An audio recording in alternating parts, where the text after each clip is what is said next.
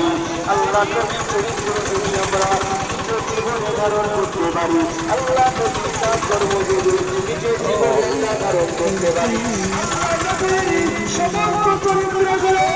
আমরা যদি মানার চেষ্টা না করি, আর যদি আমরা রাসূলুল্লাহ নিজের জীবনে বাস্তবায়ন করার চেষ্টা করি, আল্লাহ